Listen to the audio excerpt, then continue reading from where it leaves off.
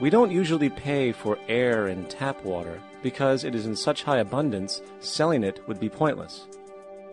So then, logically speaking, if resources and technologies applicable to creating everything in our societies, such as houses, cities, and transportation, were in high enough abundance, there would be no reason to sell anything.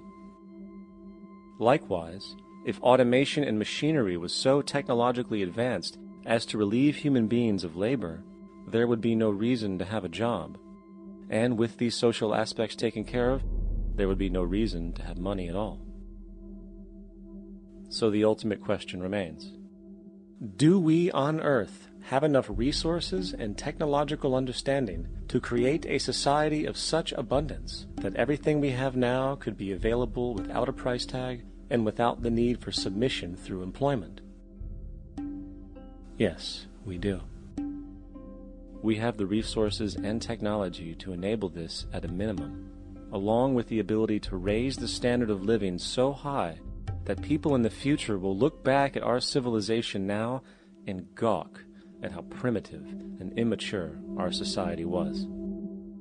What the Venus Project proposes is an entirely different system that's updated to present-day knowledge.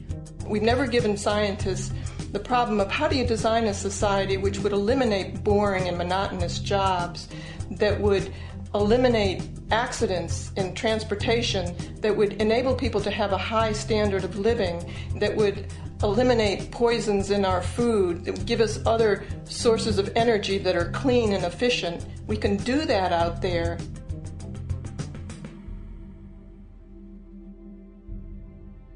The major difference between a resource-based economy and a monetary system is that a resource-based economy is really concerned with people and their well-being, where a monetary system has become so distorted that the concerns of the people are really secondary, if they're there at all. The products that are turned out are for how much money you can get. If there is a problem in society and you can't earn money from solving that problem, then it won't be done.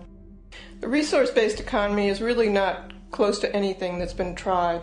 And with all our technology today, we can create abundance. It could be used to improve everyone's lifestyle. Abundance all over the world if we use our technology wisely and maintain the environment.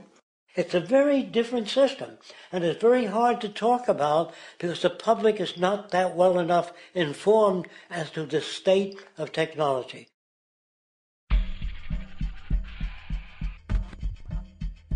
At present, we don't have to burn fossil fuels. We don't have to use anything that would contaminate the environment. There are many sources of energy available. Alternative energy solutions pushed by the establishment, such as hydrogen, biomass, and even nuclear, are highly insufficient, dangerous, and exist only to perpetuate the profit structure that industry has created. When we look beyond the propaganda and self-serving solutions put forth by the energy companies, we find a seemingly endless stream of clean, abundant, and renewable energy for generating power. Solar and wind energy are well known to the public, but the true potential of these mediums remains unexpressed. Solar energy, derived from the sun, has such abundance that 1 hour of light at high noon contains more energy than what the entire world consumes in a year. If we could capture 1/100% of this energy, the world would never have to use oil, gas, or anything else. The question then is not availability, but the technology to harness it.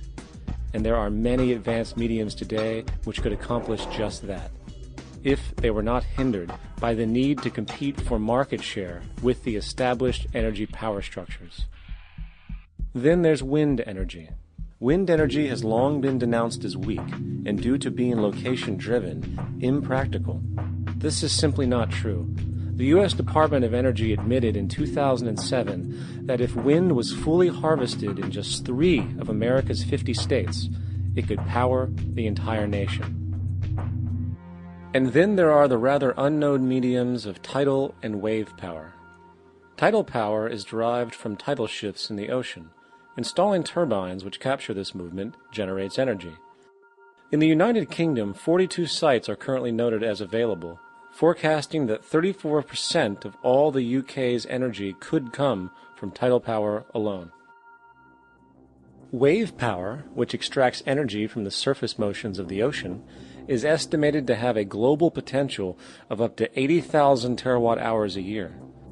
This means 50% of the entire planet's energy usage could be produced from this medium alone. Now, it is important to point out that tidal, wave, solar, and wind power requires virtually no preliminary energy to harness, unlike coal, oil, gas, biomass, hydrogen, and all the others. In combination, these four mediums alone, if efficiently harnessed through technology, could power the world forever. That being said, there happens to be another form of clean, renewable energy which trumps them all: geothermal power. Geothermal energy utilizes what is called heat mining, which, through a simple process using water, is able to generate massive amounts of clean energy. In 2006, an MIT report on geothermal energy found that 13,000 zettajoules of power are currently available in the Earth, with the possibility of 2,000 zettajoules being easily tappable with improved technology. The total energy consumption of all the countries on the planet is about half of a zettajoule a year. This means about 4,000 years of planetary power could be harnessed in this medium alone. And when we understand that the Earth's heat generation is constantly renewed, this energy is really limitless and could be used forever. These energy sources are only a few of the clean, renewable mediums available, and as time goes on, we will find more. The grand realization is that we have total energy abundance without the need for pollution, traditional conservation, or, in fact, a price tag. And what about transportation? The prevailing means of transportation in our societies is by automobile and aircraft, both of which predominantly need fossil fuels to run. In the case of the automobile, the battery technology needed to power an electric car that can go over 100 miles an hour for over 200 miles on one charge exists, and has existed for many years. However, due to battery patents controlled by the oil industry, which limits their availability to maintain market share, coupled with political pressure from the energy industry, the accessibility and affordability of this technology is limited. There is absolutely no reason other than pure, corrupt profit interest that every single vehicle in the world cannot be electric and utterly clean, with zero need for gasoline. As far as airplanes, it is time we realize that this means of travel is inefficient, cumbersome, slow, and causes far too much pollution. This is a maglev train. It uses magnets for propulsion. It is fully suspended by a magnetic field and requires less than 2% of the energy used for plane travel. The train has no wheels, so nothing can wear out. The current maximum speed of versions of this technology, as used in Japan, is 361 miles per hour. However, this version of the technology is very dated. An organization called ET3, which has connections with the Venus Project, has established a tube-based maglev that can travel up to 4,000 miles per hour in a motionless, frictionless tube, which can go over land or underwater. Imagine going from LA to New York for an extended lunch break, or from Washington, D.C. to Beijing, China in 2 hours. This is the future of continental and intercontinental travel: fast, clean, with only a fraction of the energy usage we use today for the same means.